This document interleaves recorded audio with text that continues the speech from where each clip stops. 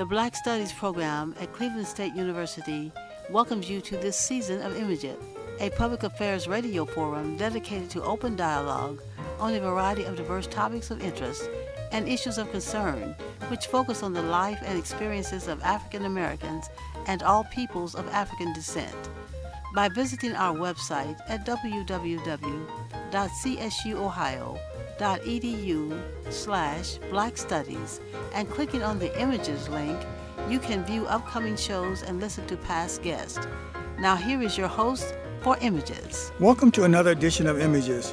I'm excited to have in our studio today Mrs. Trina Martell and Dr. Phillips-Bey, who's going to represent the MathCorps program that are operating here at CSU. And I'm your host today, Dr. Michael Williams. Welcome, ladies, to Images. Thank you. Glad to be here. And I'm really excited about having you in the studio, and I'm really happy that you were able to take time out of your busy day after I coerced you to come in, track you down, and all those other good things. But I'm glad you did take time to come in and to inform the listening audience into some of the wonderful things that you're doing with the math program with our young students here at CSU. Before we start, our tradition on our program is to have our guests tell a little bit about themselves, to introduce themselves to our audience. So we'll start with, since Mrs. Martell is our guest from Detroit, she's come the furthest, we're going to start with her first. Tell us a little bit about yourself. Well, I'm Trina Martell, born and raised in Detroit, Michigan, and currently I am a teacher in Michigan working for Wayne State University. Okay. And Dr. Bey? Dr. Carol PhillipsBey. I'm an associate professor in the mathematics department here at Cleveland State University, and my hat this summer is to be the executive director of the MathCorps program, which we imported via Ms. Martell from Wayne State University in Detroit. And she's serving as the Dean of Students, correct? She's the Dean of Students. Okay, so you're the executive director. I'm the executive director. And she's the Dean of Students. Correct. Tell us a little bit about MathCorps, a little bit about the history. Well, MathCorps was started in Detroit about 20 years ago. Professor Steve Kahn and Mr. Leonard Mohm had a vision and decided to implement a program that will help Detroit public school students. The basic idea behind the program is like a mentoringship between high school students to middle school students. We hire high school students to be teaching assistants for the program, and they also serve as big brothers and big sisters, if you will, for the middle school students. So this program started about 20 years ago. So Mr. Khan, what was his name? When he started this program, he noticed there was some problem that he wanted to address, basically, in terms of what the skills that students were developing in math and the sciences. So, but mainly focusing on math. Yes. So, what led him to think about, okay, so let's put this program together, and how the program is supposed to operate? Well, I think that he was a volunteer teacher for maybe a year or so in Detroit, and through that experience he realized he was working in a high school, like an alternative high school, and he realized that students needed more. Like by the time they got to high school, it was a little too late to help them, and so he took a look at middle school and said, let's start then. If we capture the kids earlier and help build their skills, and you have a better chance of them being successful. But what we like to say is that it's really not about the math. That's just kind of the vehicle that we use to get through. It's about changing the kids' lives, getting them to look at their city in a different way, at their world in a different way. We have what we call our core principles that we try to teach the students: kindness, compassion, integrity, and courage. And we send those messages to the kids daily so that they can apply them in their lives. And Dr. Bey, what enticed you as a busy faculty person, and I know as a math professor here at CSU, and I know all the responsibilities you have here, to get involved in a program such as this? Well, I got dragged kicking and screaming into the MathCorps program, to tell you the truth. It was a busy day.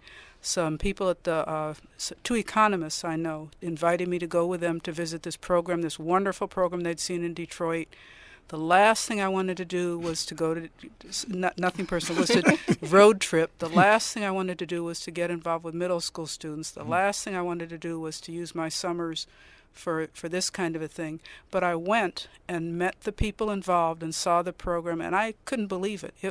Anybody who sees the program with their own eyes, or the video, they have a great video also which expresses the program beautifully, you get captured. And as somebody from Cleveland once said, what's not to love? So it's a beautiful program, and as Ms. Martell says, it's not, the math is the vehicle because we are mathematicians, but the purpose is to help really to create a better world, to make the world the kind of place that you really, really think it should be, because for too long the world has been such that it's almost at war with our kids. And it doesn't help them bring out the best in themselves and be the best people they can be and serve each other and themselves to the best. It's not doing what it should. So it's time that we, especially those old, us from the 60s time, 60 and the 60s, it's time to kind of put our money where our mouth is and help to make things better using what we know in terms of math. But the principles Ms. Martell mentioned of kindness, integrity, and courage. And so I got dragged in, but I wouldn't be anyplace else this summer. And Ms. Martell, I know with family responsibilities and being at Wayne State and doing all those things, how did you get involved? Well, I started with MathCorps when I was a college student. I served as a college instructor in the camp. So what that means is that I was the leader of a team.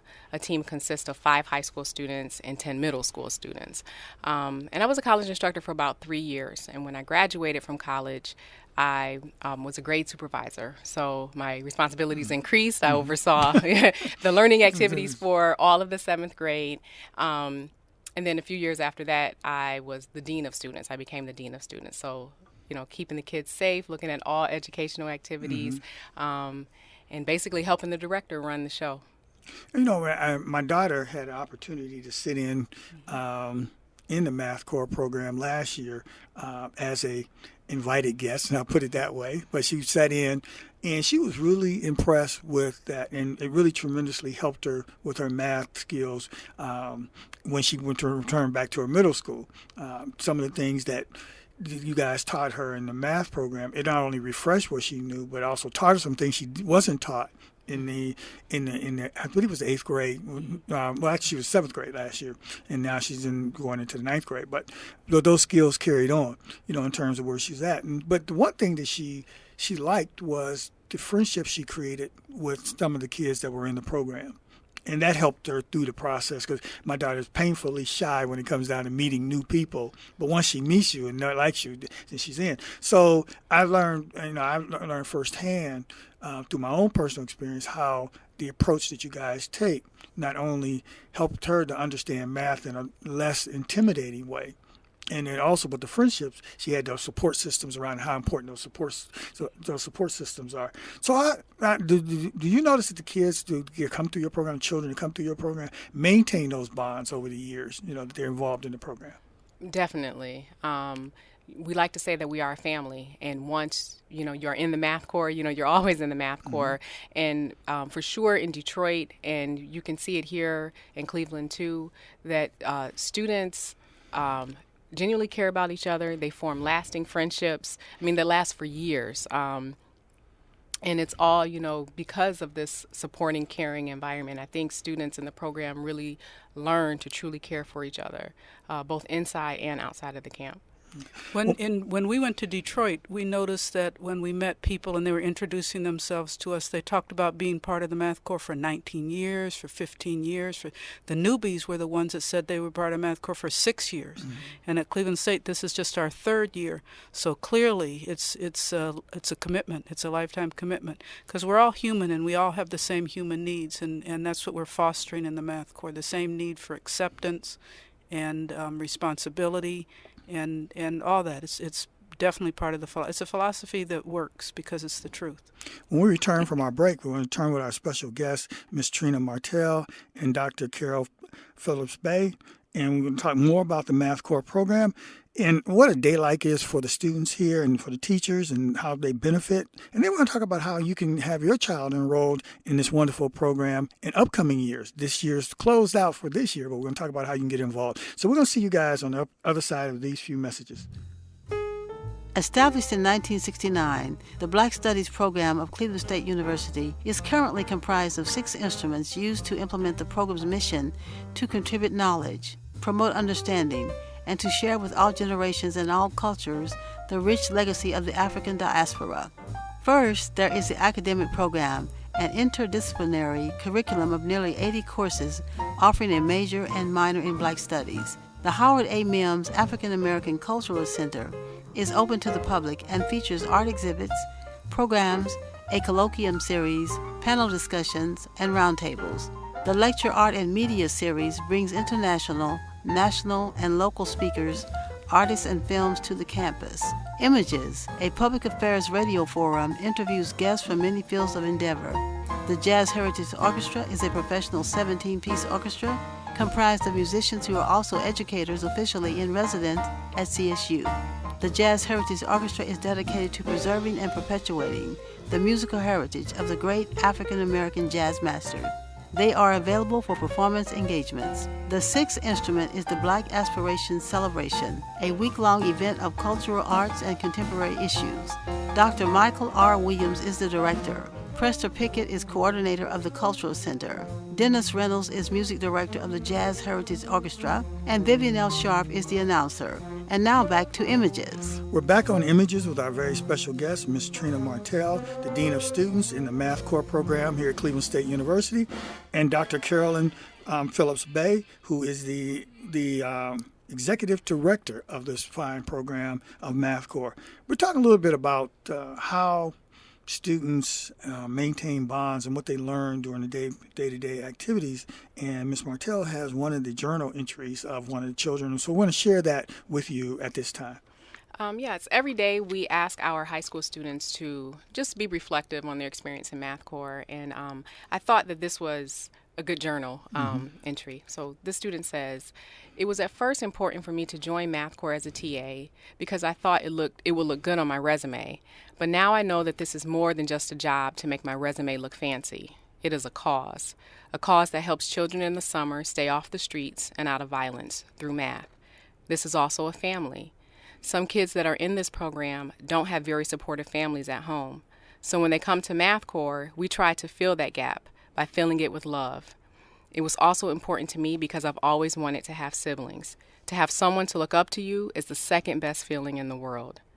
The first best feeling in the world, the fact that you could love someone's child that you don't even know as your own or as a brother and sister. And I feel the love is returned to you unconditionally." And so that's pretty insightful of the person who wrote that and realizing where they started from a resume filler to understanding the depth of the program. But that only comes when a program really has that quality of depth to offer somebody to deal with. And I noticed just in the time that I've been involved on the outside of what and just observing the quality of your staff, and the dedication of those individuals through good doctors' direction has really impressed me just in terms of that they really care, and besides that, they show that they care, in terms of how they deal with it. Because I see sometimes you're doing counseling with students and families and stuff that sometimes programs don't get involved in. You just do the program, and I think you guys take it to that whole next level. So I think in terms of that, you guys just definitely need to be applauded, in terms of that.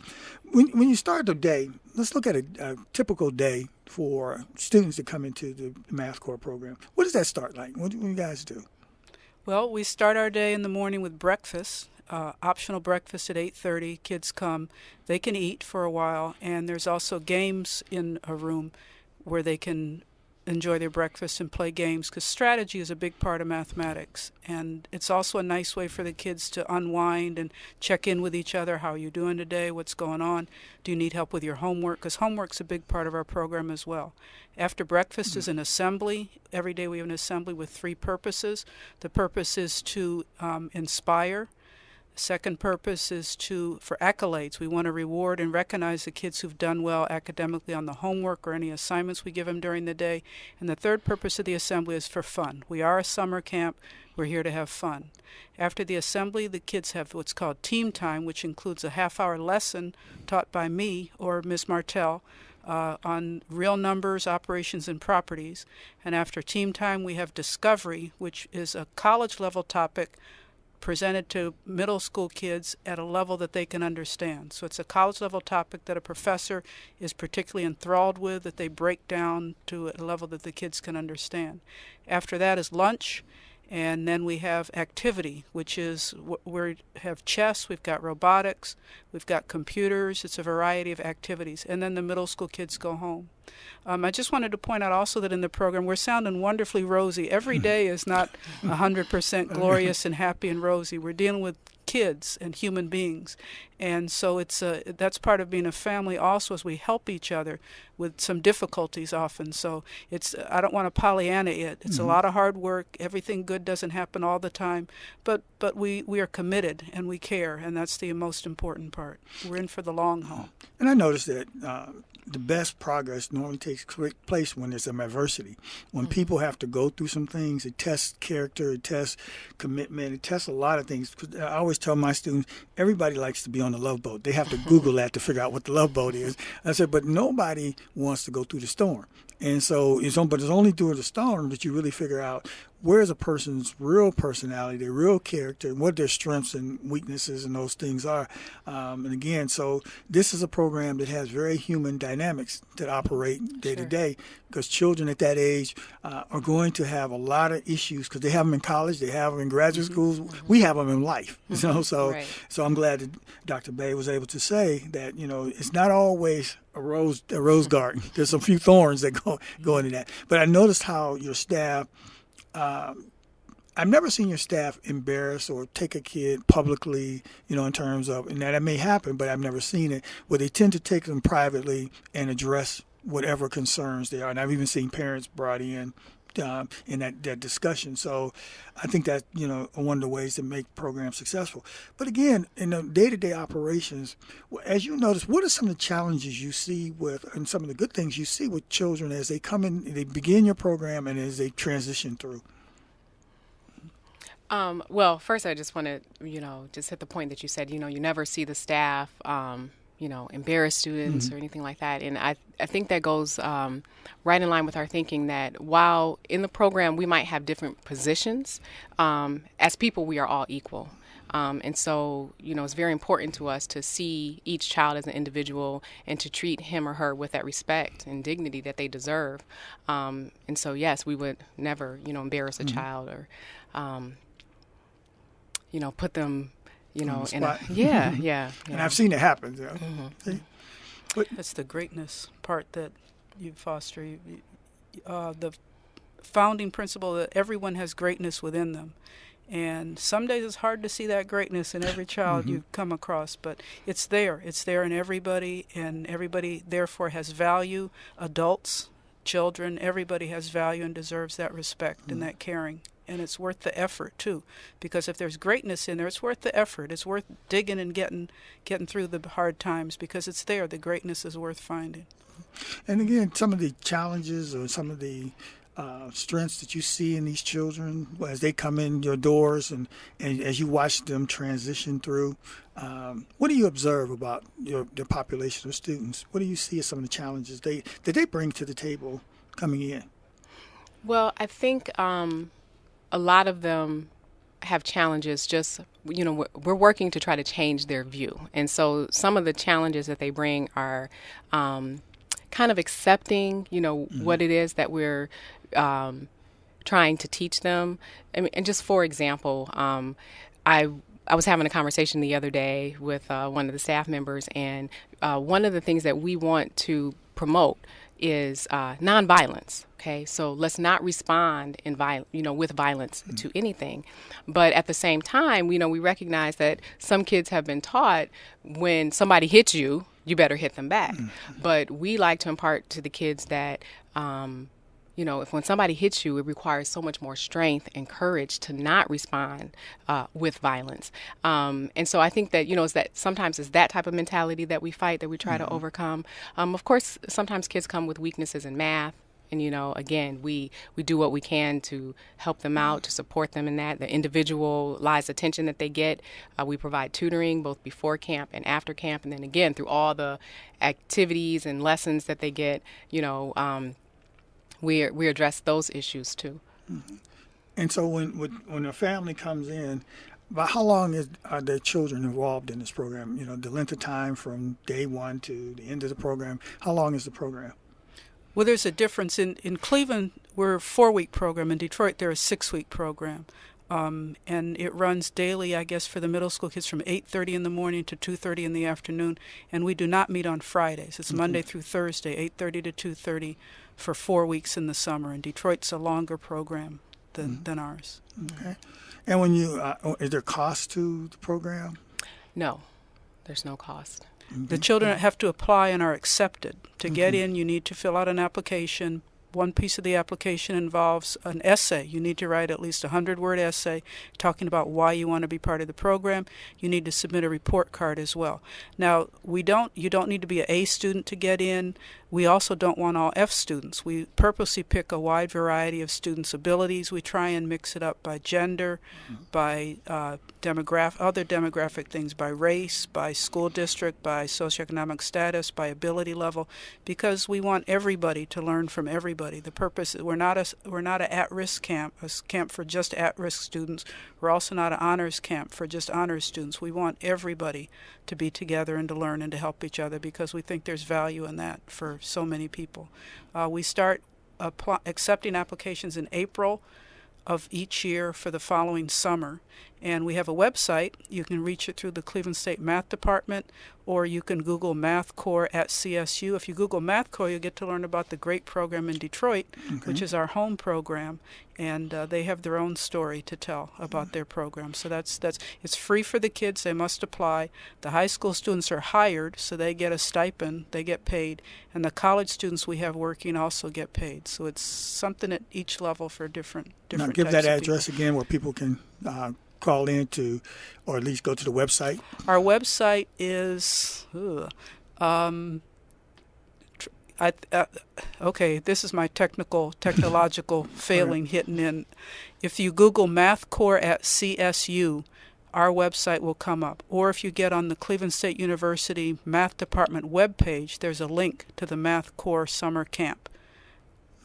And you can also call us at area code 216-687-3655 in Black Studies, and we certainly will refer you to the websites that Dr. Bey was talking about. We have an email address, and they too. have an email. Let's get the email in. math.core.csu Ohio. Wait, math.core@csuohio.edu. Okay. Sorry about that.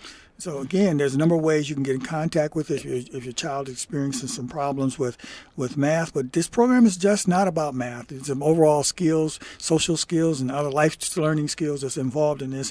Certainly contact this program to get involved with it. This year's class, as you've gone through this year's class, what's been your view of what's been going on this year, in terms of the number of students you have? How do you see this year's class? We have 40 7th grade kids going into 7th grade and 20 kids going into 8th grade. It is a mix. Like I said, we purposely are looking to find kids who are used to doing very well in math, and kids who are used to doing very poorly in math. We've got kids from different parts of the city. We've got both boys and girls. We've got a variety of races. We've got Hispanic, Asian, black, white, and which really is a family. That's nowadays, actually, that is how many families are, as all those mixes are right in there. You fall in love with the kids. They're wonderful, wonderful kids. Some of them have issues. Some of them have great, glorious, wonderful things that you see in them. They're people. They're people. So they have. You can find everything in the mix, is what I'd say. I'm not sure Miss Martell wants to say anything. You've had years of looking at groups of us. I don't know how we compare. I don't know how we compare to your vast experience of other groups of kids that you've worked with. I guess from Ms. Martell's standpoint, what I would be curious about is as you look at the kids and children in Cleveland versus the kids you've experienced or children in Detroit, what similarities or differences do you see as it relates to the populations? I guess I don't see really any differences. I think, kids are kids. And I think that whether you're a kid or you're an adult, we all just want to be loved and accepted for who we are. And I think that, the experience that kids get in MathCorps, whether they're in Detroit or at home, it's the same. You're accepted for who you are. You're loved for who you are. And I also believe that MathCorps just calls us to be our greatest self. It calls us to reflect on our lives, to think about how we could become a better person. And then hopefully the kids hear our message and want to take that out into their communities.